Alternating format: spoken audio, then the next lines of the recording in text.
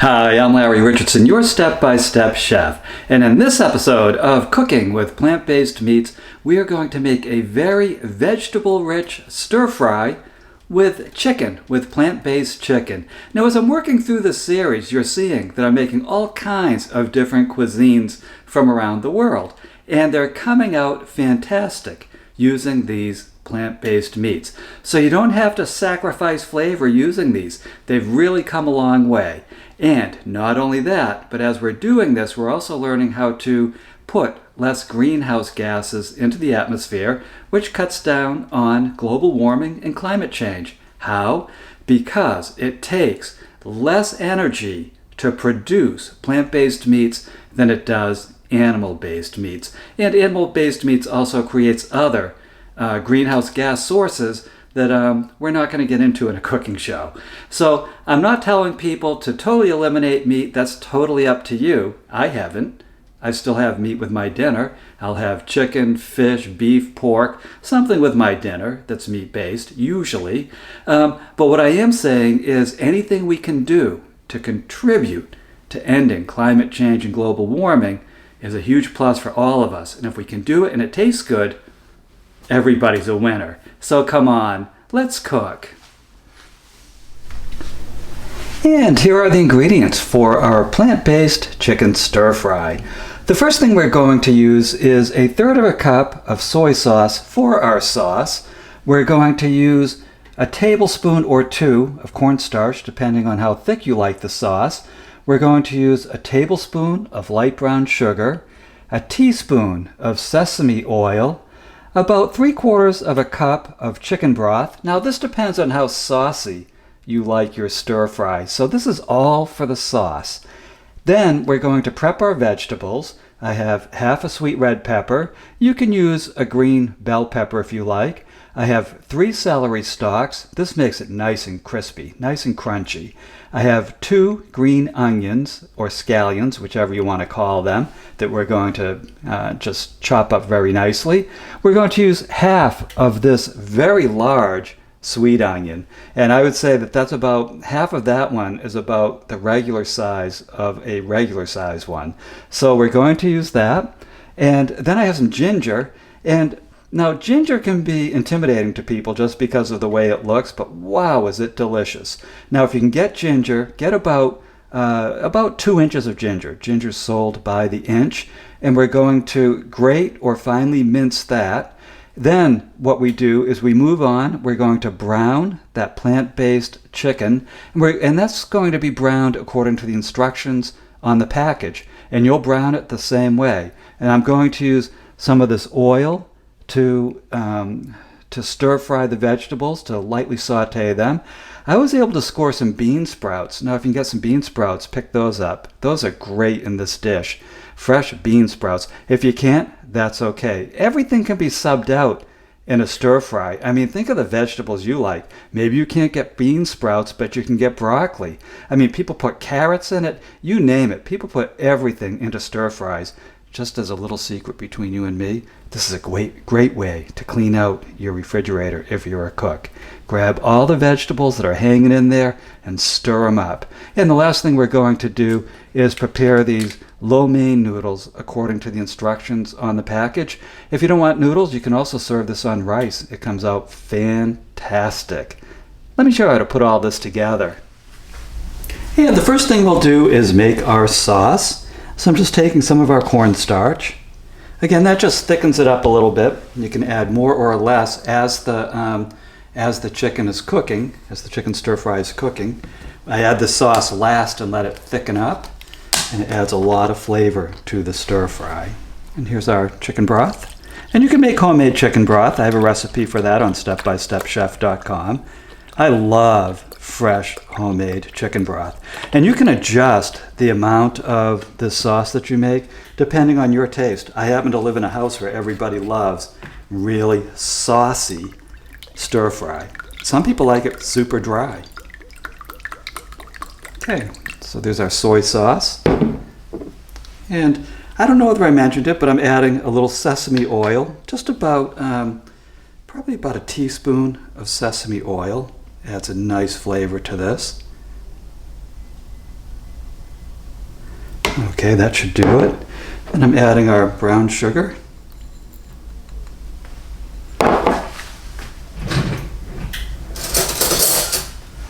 Let's just stir this in.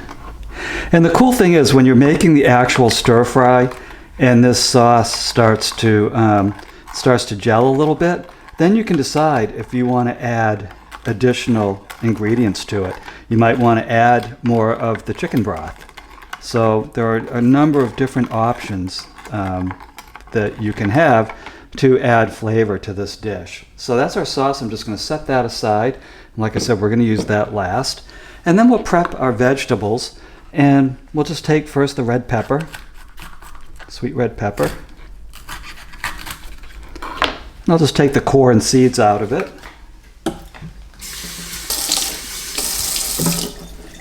Now, if you want to make this spicy, you can add a couple of chopped jalapenos to it. I mean, that adds a nice deliciousness to it too. Adds some nice heat to it.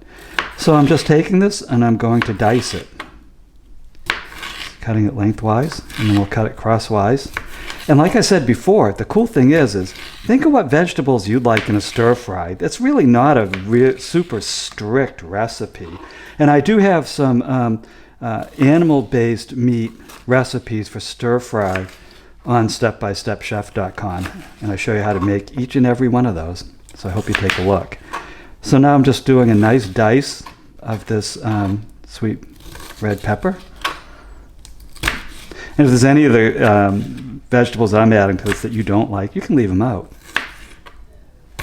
Okay, so that's just a nice dice. I'm just going to put the veggies into this bowl.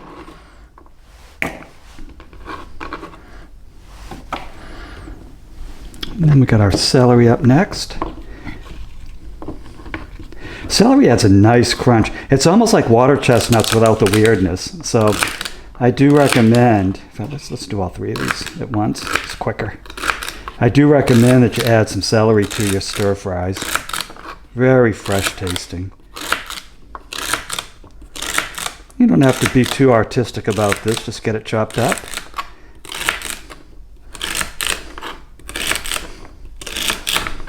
Oops, kind of flew.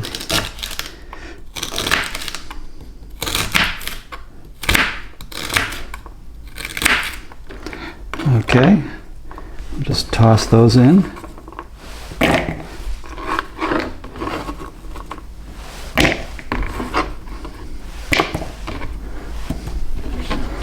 And then we have our green onion.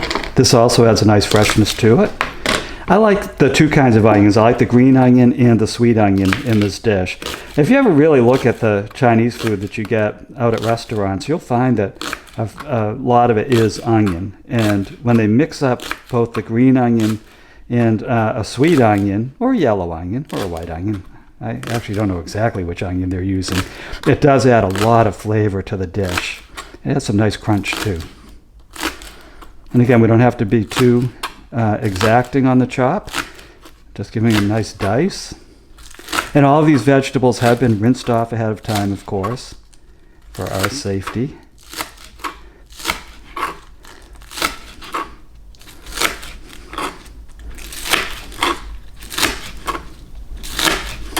Wow, this smells really fresh. Just throw that in the bowl.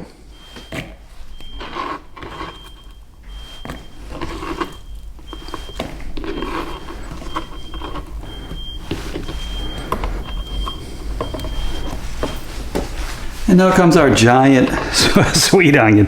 This is all they had today at the store.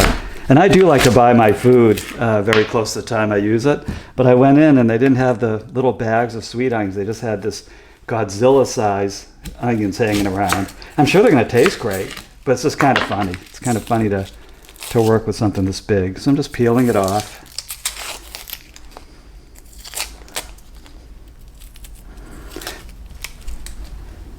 And you know, if I didn't have access to those bean sprouts today, I probably would use just a crown of broccoli. Broccoli tastes great in everything, and it's really, really good for us. So this, I'm just going to cut into thin slivers like that, just going all the way down the onion, and it'll break up fine when we're stir frying.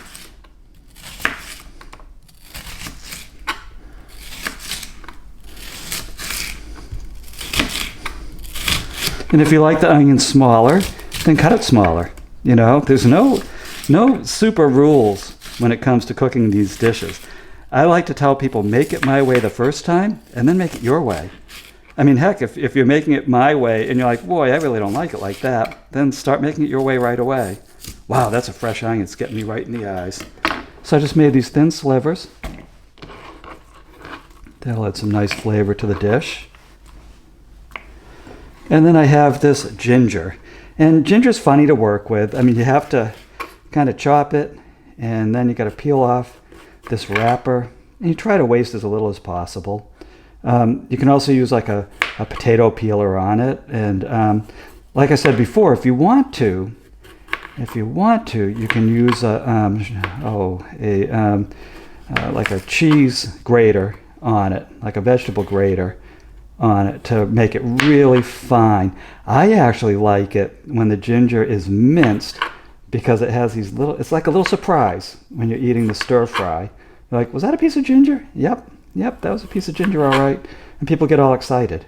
And that's funny because people aren't really used to eating, at least not people in my world, are not used to eating a lot of fresh ginger. So when they taste it, they're like, wow, you can do that?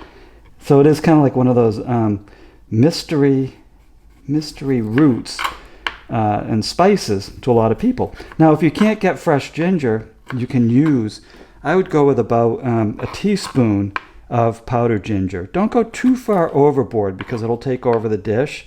But this is really fresh ginger. So I'm just going to mince it all the way through.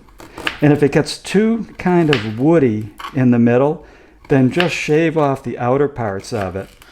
And don't use those woody parts. But you can see this ginger is fresh all the way through. So I'm just cutting it, slicing it, and then we'll just give it a little bit of a mince. I swear, even the ginger's getting me in the eyes. Must be that kind of day. That's one of the joys of cooking is you get to have a good cry and nobody knows why. They don't worry about you. They're like, oh, he's just cooking again. He's getting stuff in his eyes.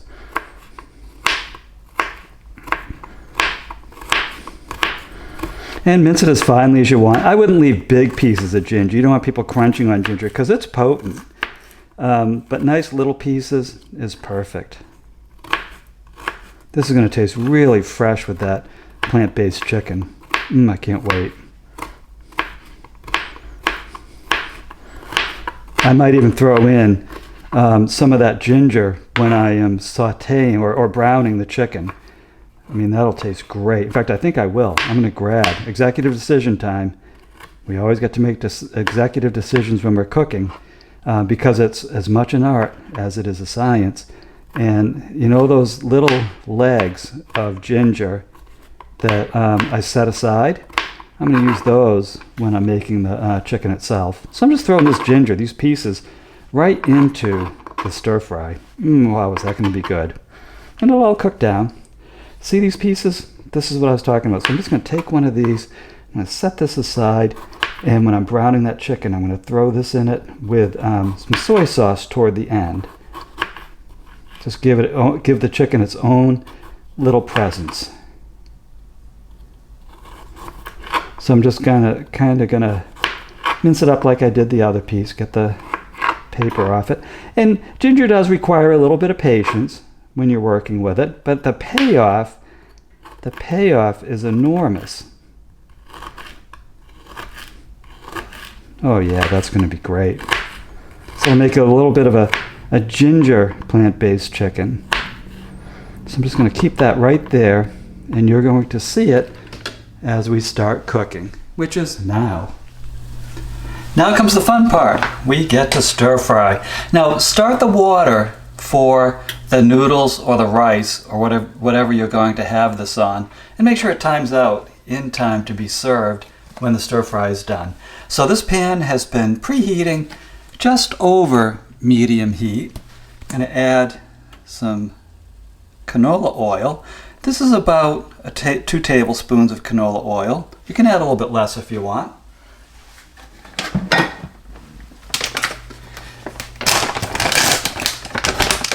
Then I'm going to prepare the chicken according to the instructions on the back of it. and this takes 7 to 9 minutes to brown.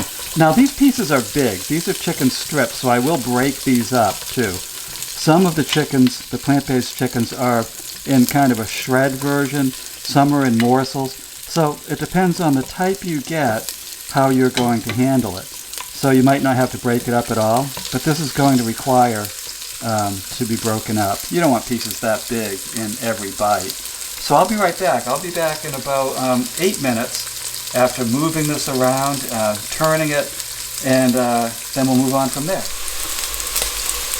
And here we are, 8 minutes into the process. I'm going to add that little bit of ginger we were talking about before, and also just a little spritz of soy sauce. Oops, I'm going to need your fan for that.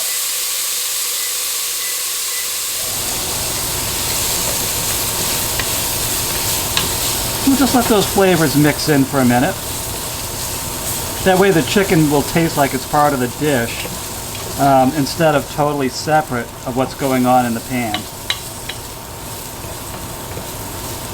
Oh yeah. And then what we're doing is just take the chicken and take the end of your spatula and just break it up into these little pieces.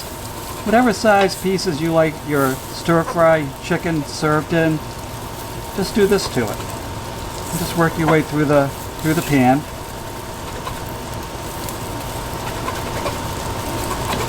Here we go. Breaks up nicely. And then what we'll do, so I'm breaking these basically into thirds, and every one of these plant-based chickens is a little bit different. So you have to decide how you want to prepare it. But this one I think will stand up very nicely to all the stir-fried vegetables. So I'll be right back. I'm just going to break that up. So I set the plant-based chicken aside. Here's another teaspoon of oil and our veggies. This is the fun part, stir-frying up the veggies.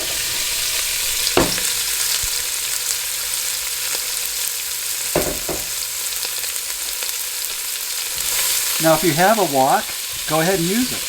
I have an electric wok that I absolutely adore, but I know most people don't have woks, so I want to show you how to make it in a regular pan, just in a large pot.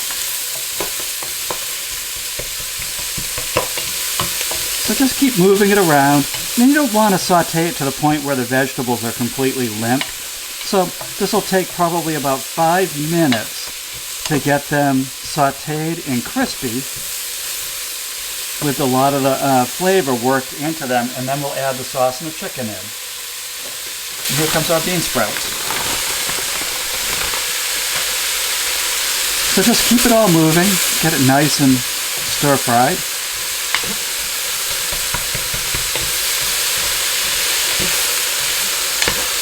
You don't want these to scorch in the pan at all. Oh, this is going to be delicious. And what we're going to do is when we add the sauce, these are going to cook a little bit too. So, we have to warm it back up with that sauce in it. So that's another reason why we don't want these to, start to brown or turn too limp. And I'm going to turn my temperature down just a little bit to just below medium, because this pan is really rocking today. I have a new stove, and in fact, if you've been watching the series, you've been watching me struggle a little bit with the new stove because it's so much better than my other one that it doesn't have the other one's quirks, which is really funny about cooking. Whoops, I might have gone a little bit too loud. So as I'm doing this plant-based series, sometimes I have to do these adjustments, and this thing was really rolling when the chicken was in it. Oh, you can see it's cooking down nicely. Even the celery is starting to look a nice bright sauteed green. And one of the secrets to stir fry is make sure to do all of your prep work ahead of time so you can just keep adding the ingredients in. You really don't want to have to break and start chopping something in the middle of this. Make sure you have everything all lined up, your sauce lined up, your meat lined up, your veggies lined up. And then it's a breeze to make. You can see how easy it is. Oh yeah, that's going to be good.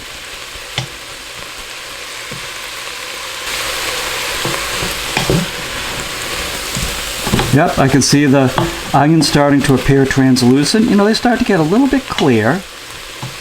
And that's a good time to add the chicken back in. Let all the ingredients get to know each other.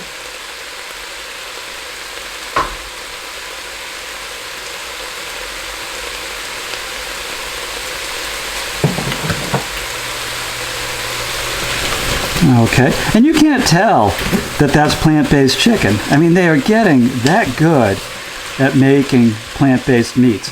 Trust me, if these meats were not good, I wouldn't recommend them to you, because when they first introduced them decades ago, I really did not like them. And it's only in the last few years that they've come around to the point where I'm like, hey, I can eat this and really enjoy it. And I have a lot of recipes for plant-based meats on stepbystepchef.com, and I'm going to continue to produce them, along with some animal-based meat recipes and no meat at all recipes. I just really love to cook, and I hope you do too. Now I'm stirring up our sauce. You don't want to just pour it right in there, not stir it up, because you might get clumps of starch in it.